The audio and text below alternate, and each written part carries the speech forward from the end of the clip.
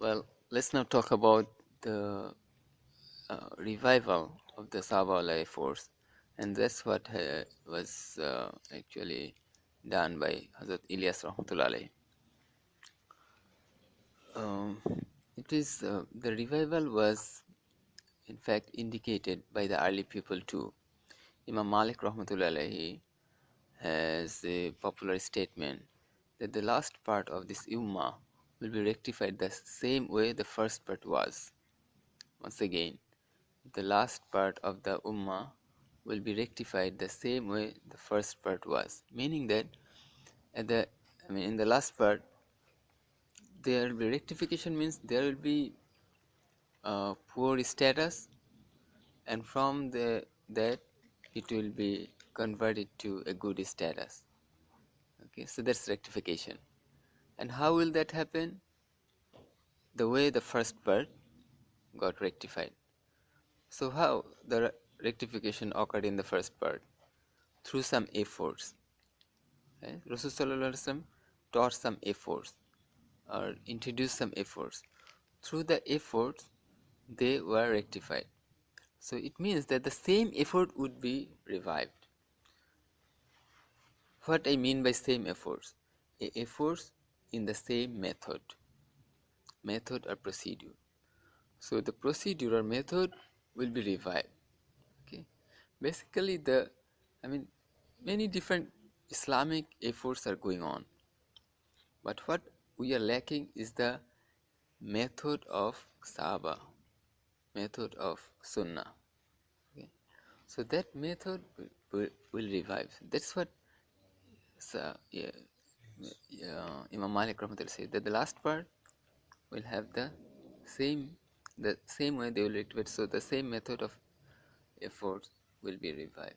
Now, if I say that a stick has its first part green and the end part green, if I say like that, then what does it mean?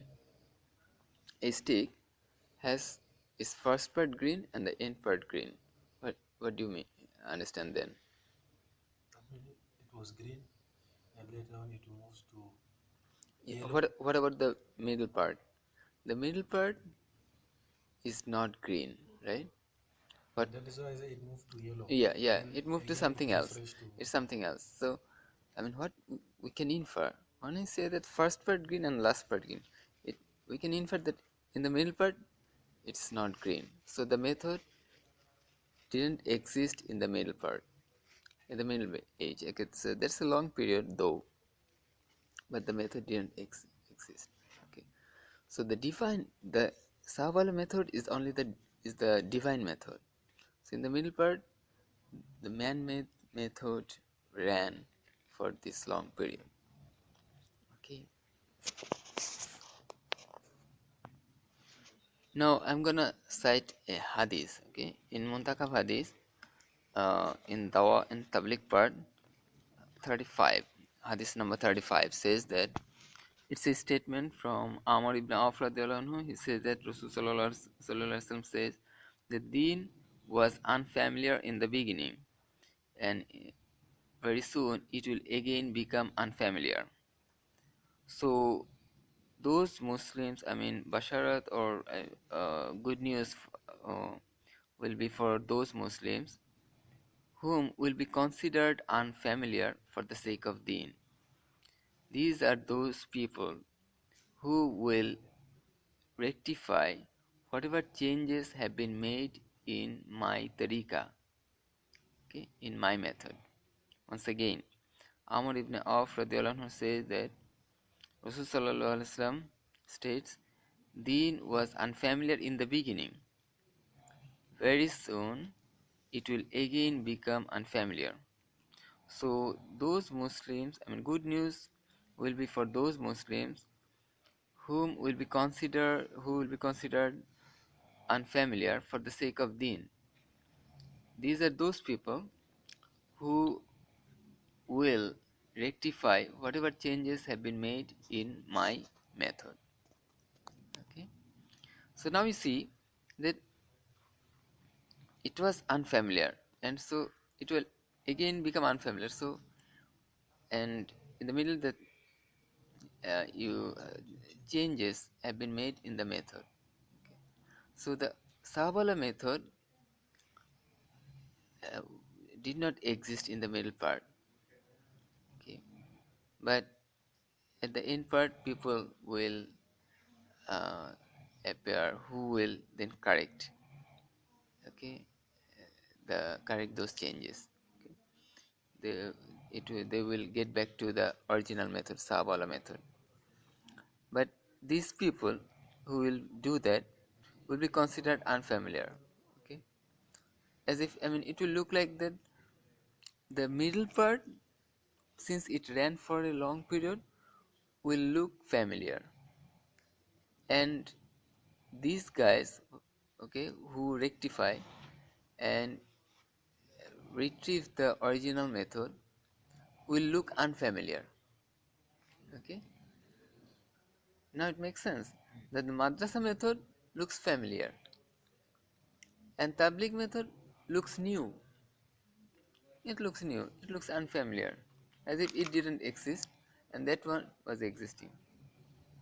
Okay, one of the one of the respected people among the ulama, okay, recently published something where he wrote that, I mean, he actually appreciated public efforts too, and he said that this madrasa method, it has been running for a very long period, and the eh, effort of Ilyas Rahmatullahi is also very good, but it's pretty new. You see how their notion is. Okay, that is running for a long period. Madrasa method is running for a very long period. It's true, but before that long period, it didn't exist. For first 400 years, this method didn't exist. So at the time of Sabra, it wasn't there. But this effort of Ilyas Rahmatullah, it looks new, but it has been repeated. It's actually not new. It's just repeated. It has been revived. Previously, in the first age, it it existed. Okay. Now I'm gonna give evidence from Quran. Okay. First, I gave evidence from this statement of Imam Malik Rahmatullahi, Tabi and Imam. Then Hadith. Now I'll cite evidence from Quran. Okay. The verse number 40 of Surah Waqia says, Sulatu min al-awwalin wa sulatu min al-akhirin. Okay. So here, actually, a big crowd from, I mean, is given uh, good news of Jannah and all that, and this big crowd will appear awal as awal and akhir. Okay, Sullatu minal means that big crowd. The crowd will be really big, so many people will be there, but it's going to appear both awal and akhir, early and final. Now, when there are two interpretations of this verse. If you check the tafsir, you'll find two. One of them is popular, and people mention that. Even in Muntakab Hadith, that interpretation is mentioned. But the other one actually supports this revival. But that has not been mentioned even in Muntakab Hadith, probably uh, because of, I mean, just fearing the reaction of ulama. Okay, so in fact, the I mean, the first interpretation is like by awal and akhir, previous ummah and this ummah, okay, has been indicated. But in the second interpretation, both awal and akhir are considered to be parts of this ummah. They both belong to this ummah. Okay, And when you put awal and akhir together, if you put them together for this ummah, then it means that there is a time gap in between. Okay. So there will be big crowd with hidayah in the early part and again in the late part. Sulatu min al-awwalin wa sulatu min al-akhirin. Okay. Now supporting this second interpretation, there is a hadith straightforward which says Abu Bakr radiallahu anhu states about the tafsir of the, says that about the explanation of this particular verse, Rasul sallallahu alaihi wasallam said, okay, and Rasul sallallahu alaihi wasallam said, as the explanation of this particular verse, that they both or they all will be from this ummah. Okay, will be from this ummah. So now is it clear that there is a time gap, and early and late for Sahaba, and the big crowd will again appear, okay, after a gap. Okay, Hasan Basri rahmatullah alayhi said about this verse that the early people uh, are actually the early people of this ummah. It's from Hasan Basri rahmatullah about this verse, that by awal in this verse, the early people of this ummah is indicated. Okay, it's from Hasan Basri rahmatullah. Muhammad ibn Sirin rahmatullah says that the scholars say and they hope that both early and late people of this verse belong to this ummah. Okay, this is from Muhammad ibn Sirin. So very strong evidences that they both, so there is revival. Okay. And how can a big crowd generate with hidayah? That's possible only when the Sahaba efforts are performed, because that has the worldwide influence. Okay, here I should clarify one thing. But before I talk about that, I also want to tell you that in the beginning of Dawa and Tablig part of Muntakab Hadith, the Tablig job is defined, and if you go through that, it's like to uh, rectify yakin and amal of someone, uh, of oneself and of everybody. Okay, to rectify yakin and amal of oneself and everybody, the method of the effort of Rasul sallallahu alaihi wasallam to be revived, to be established in the to be revived in the whole world. That is the purpose of this Tabligh efforts. If you just go through it, the bold lines in the beginning of Dawa and Tabligh part of Muntakab Hadith, what that is, okay, that's like it's an attempt, okay, it's an attempt or it's an effort to revive the method. Okay, it says this to revive the method, okay, or to establish the method of Rasul sallallahu alaihi wasallam. That means the method didn't exist. The method needs to be now established. But the Sunnah of Rasul sallallahu alaihi wasallam, the Sunnah method of Rasul sallallahu alaihi wasallam.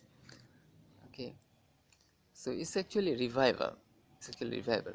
That's why Ilyas Rahmatullah said what? It's ये करने अव्वल की ही रहे. is the diamond of the first age. Believe me, brother, it's the same diamond. It's the same diamond. Okay. Now in Quran, this diamond is called Fawzul Azim. In the language of Ilasramati, it is diamond. In the language of Quran, it is Fawzul Azim.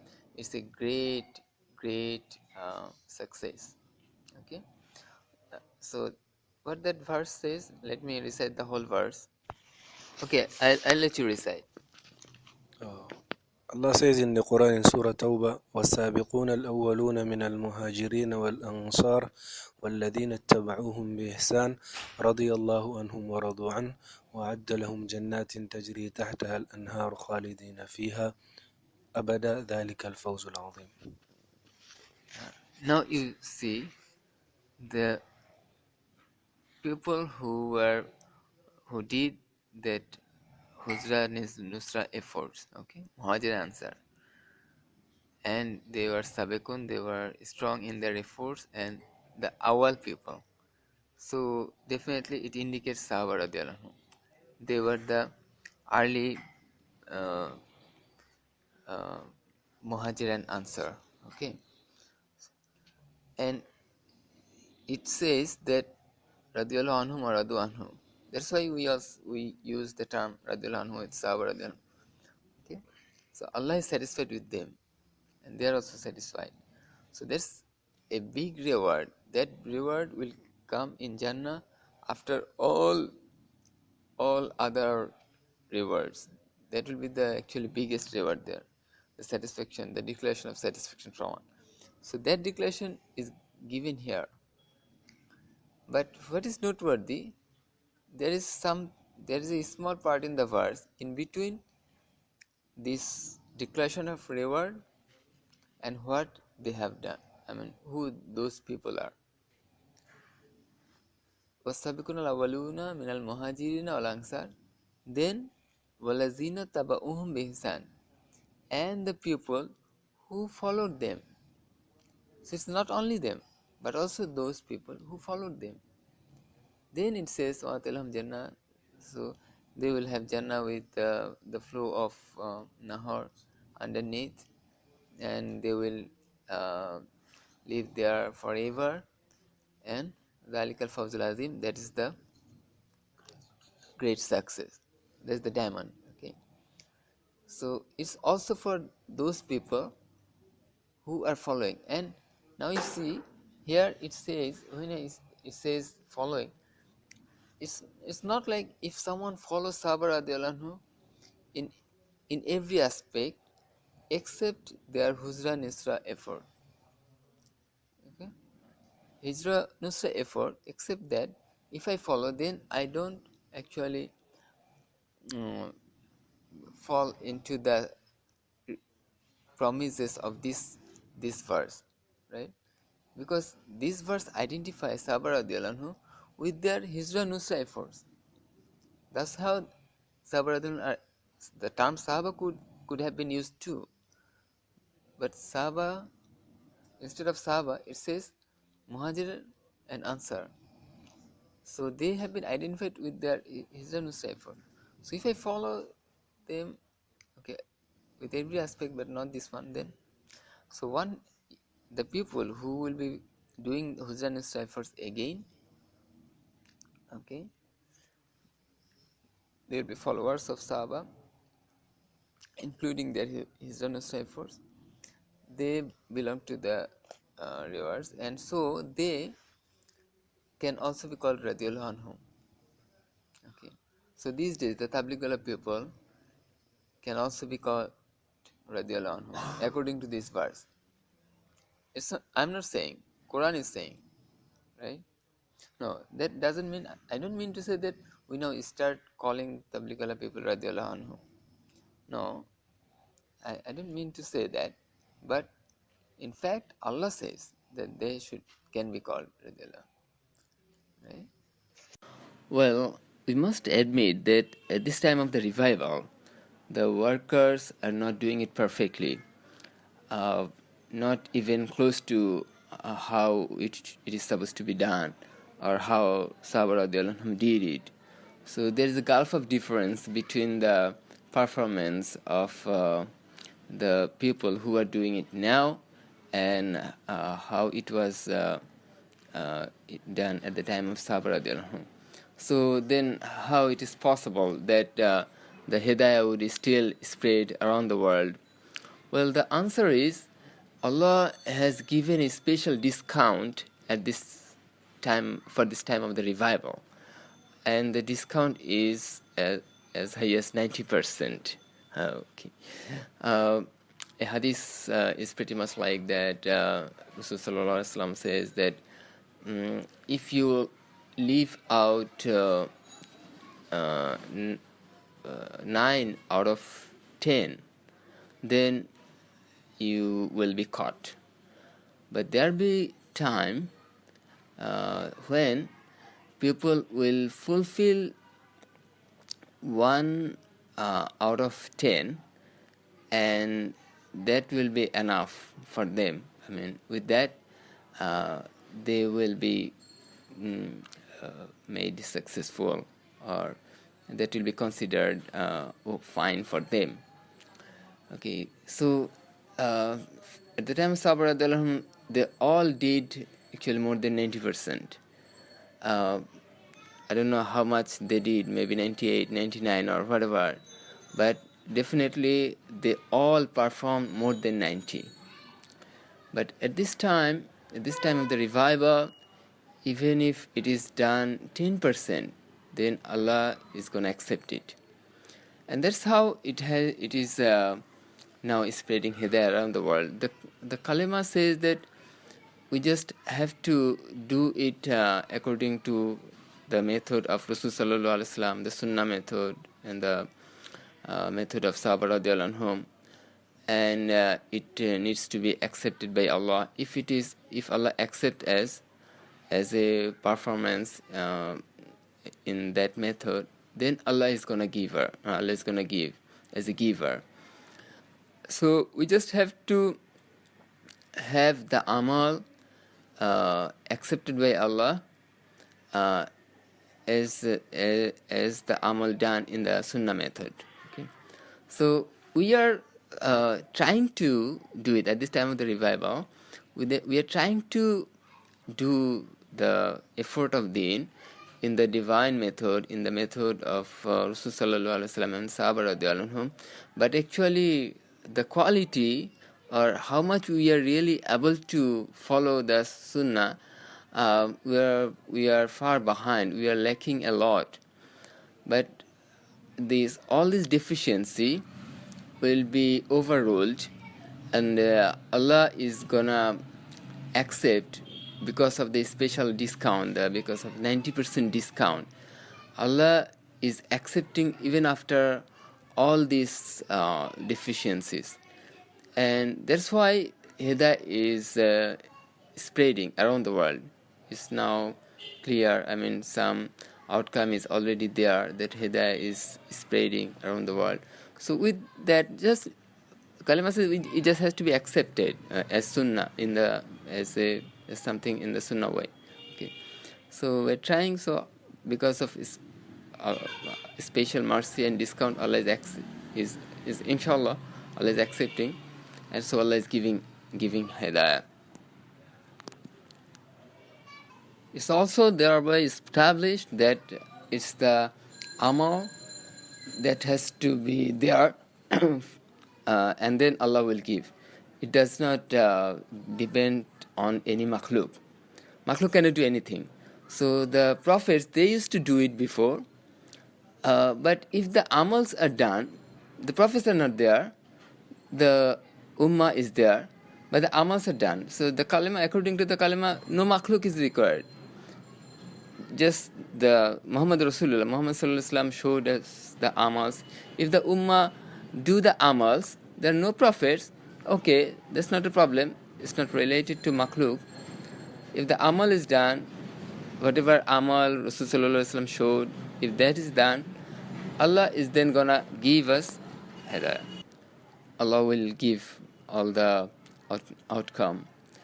And even within the ummah, in the first case, the people who did it, Sahaba radiallahu anhu, were perfectionists.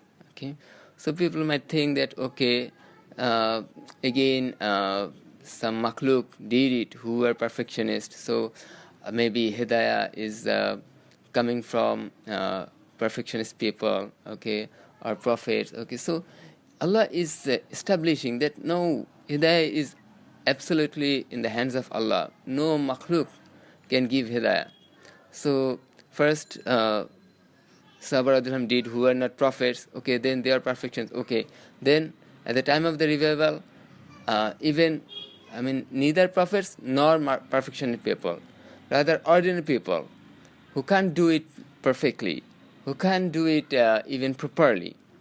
But nevertheless, Allah, if their amals are accepted, if they try to do in the Sunnah method, and if Allah accept is as an amal in Sunnah, okay, then the second part of the kalima is fulfilled, and so in the first part of the kalima says Allah is the giver, so He can then give. Okay, so by giving a special discount, it is the ordinary people are getting their amal accepted, and that's how it is established that, well, even with the effort of ordinary people, hidayah can come to the lives of people. Hidayah can spread. Okay, so it's actually only Allah who gives hidayah.